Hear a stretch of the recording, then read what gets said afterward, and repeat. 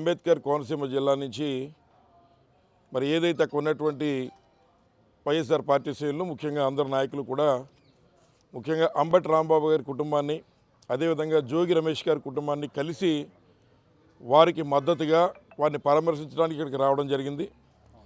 ముఖ్యంగా ఈ రాష్ట్రంలో రెడ్ బుక్ పరిపాలన అనేటువంటి మనందరం కూడా చూస్తున్నాం.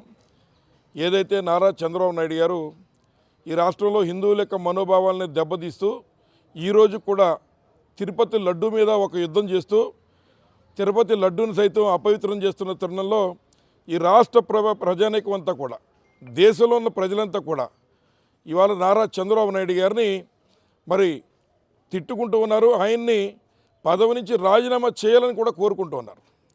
అటువంటి తరుణంలో మరి ఏదైతే వారు చేసిన తప్పుల్ని డైవర్ట్ చేయడం కోసం ఈరోజు అంబటి రాంబాబు గారు ఎవరైతే వాయిస్ ఉండి ఈ తెలుగుదేశం ప్రభుత్వం చేస్తున్న కూటమి ప్రభుత్వం చేస్తున్న తప్పుల్ని ఎండగడుతున్నారో అట్లాంటి వాయిసెస్ ఉన్నటువంటి అంబటి రాంబాబు గారు లేదా జోగి రమేష్ గారు వారి మీద ఏదో కార్యక్రమం చేస్తే వేరు, కానీ ఆ రకంగా కాకుండా వారి ఇంట్లో ఉన్నటువంటి ఆడవాళ్ళ మీద ఆటవికమైనటువంటి చర్యలు చేస్తూ దానికి ఇక్కడ ఉన్నటువంటి స్థానికంగా ఉన్నటువంటి ఎమ్మెల్యేలు ప్రాతినిధ్యం వహిస్తున్నారంటే ఇది ముఖ్యంగా మహిళల పట్ల ఈ ప్రభుత్వానికి ఉన్నటువంటి చిత్తశుద్ధి ఏంటో మనకు అర్థమవుతోంది. మేము మనవి చేస్తూ ఉన్నాం.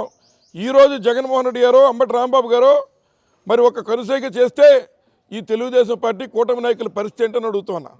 ముఖ్యంగా ఏదైతే వారు ఇక్కడ ఉన్నటువంటి స్థానిక శాసనసభ్యులు మాట చెప్తున్నారు, మేమేదో రెండోసారి వస్తే మీకు దారి ఖర్చులు కూడా ఉండవు పరామర్శలు చేయడానికని. ఇవాళ ఆత్మగౌరవంతో ఉన్నాం. జగన్మోహన్ రెడ్డి గారి యొక్క మాట కోసం వేచి చూస్తున్నారు. ముఖ్యంగా అంబేద్కర్ కోనసీమ జిల్లా నుంచి కానీ యావత్ రాష్ట్రం నుంచి కానీ మీరు ఈ రాష్ట్రంలో మహిళల పట్ల ప్రవర్తిస్తున్న తీరు ఇవన్నీ చూస్తూ ఉన్నాం.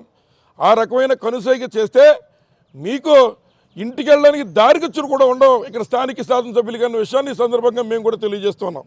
కానీ ఏదైతే ఒక సంస్కృతి సాంప్రదాయాలని కట్టుబడి ఉన్నాం కనుక ఈరోజు ప్రజలంతా కూడా వేచి చూస్తున్నారు.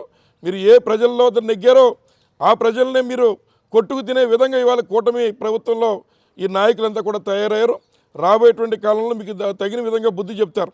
ముఖ్యంగా అంబటి రాంబాబు గారిని అనేక రకాలైన కేసులు పెట్టి మళ్ళీ ఆయన బెయిల్ వస్తుంటే కూడా వేరే కేసు పెట్టి మరి ఆయన్ని అణగదొక్కడం కోసం ఆయన గొంతు నొక్కడం కోసం మీరు చేస్తున్న ప్రయత్నం ఇవాళ తెలుగుదేశం పార్టీ వాళ్ళు చాలామంది ఆనందపడుతున్నారు.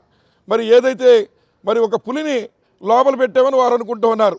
ఇవాళ ఇంట్లో ఉన్నటువంటి ఒక బెబ్బులి అంబటి వారి తరపు నుంచి బయటకు వచ్చిందన్న విషయాన్ని కూడా గమనించమని కోరుతున్నాం.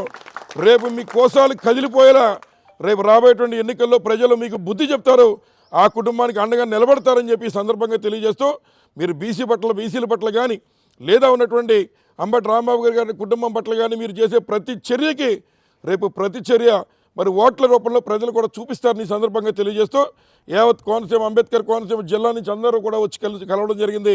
వారికి మద్దతుగా ఉంటాం. మీరు టైంలు డేట్లు పెడితే వెనకడికి వేసేది కూడా ఉండదని కూడా ఈ సందర్భంగా తెలియజేస్తూ వారికి పరామర్శ చేయడానికి అదేవిధంగా వారికి అండగా ఉండడానికి మరొకసారి అవసరమైతే రాంబాబు గారు వచ్చిన తర్వాత కూడా మళ్ళీ వచ్చి కలుస్తామని చెప్పి సందర్భంగా తెలియజేస్తూ సెలవు తీసుకుంటున్నాం.